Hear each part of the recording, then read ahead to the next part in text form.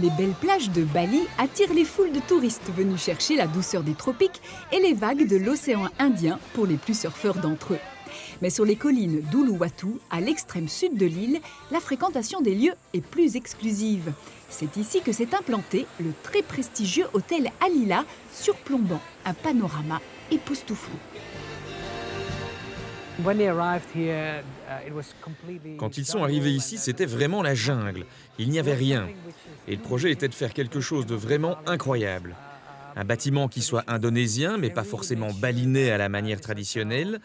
Il fallait s'assurer que l'hôtel reste parfaitement intégré dans son environnement. À son arrivée, le client découvre progressivement une architecture ultra-contemporaine aux proportions plutôt grandioses.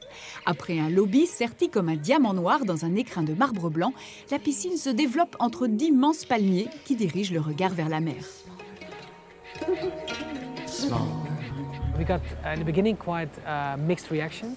Au début, nous avons eu des réactions assez variées.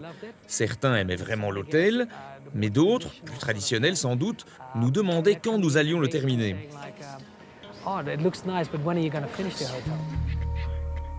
Après 7 ans d'existence, de nombreux visiteurs ont déjà découvert l'époustouflante beauté des lieux. Un luxe fait de design et de grands espaces, structurés un peu partout par ces cabanes de bois ajourées, dont la plus grande domine l'océan. Ces cabanes ont été dessinées pour être complètement ouvertes. Donc vous continuez à profiter de la vue, de la brise et de tous les éléments naturels qui font partie d'un lieu comme celui-ci.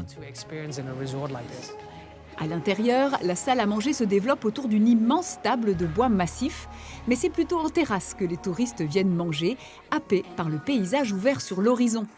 Une vue que l'on retrouve au bord de la piscine, dont la paroi à débordement joue avec les illusions d'optique, comme si on plongeait directement dans l'océan.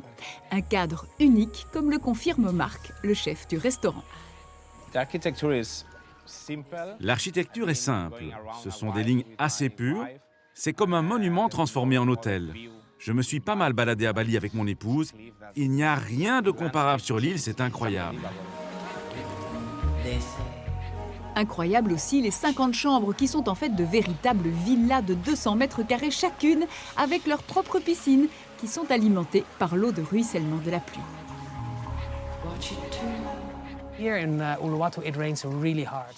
Quand il pleut ici, à Uluwatu, il pleut vraiment très fort, mais peu de temps. Cette eau n'est pas facile à capter, nous utilisons de la pierre de lave pour l'absorber et la relâcher petit à petit. Bien sûr, la splendeur des lieux n'empêchera pas le visiteur d'admirer la subtilité des délicates danses balinaises, ni la beauté sauvage des plages d'Uluwatu, juste en contrebas de l'hôtel. À la tombée de la nuit, l'architecture se révèle encore avec d'autres perspectives grâce à la scénographie très étudiée des éclairages. Un véritable spectacle qui sera bien sûr compris dans le prix de la nuitée. Un prix plutôt hors budget qu'il n'est pas vraiment utile de préciser, c'était juste une petite visite pour vous faire rêver.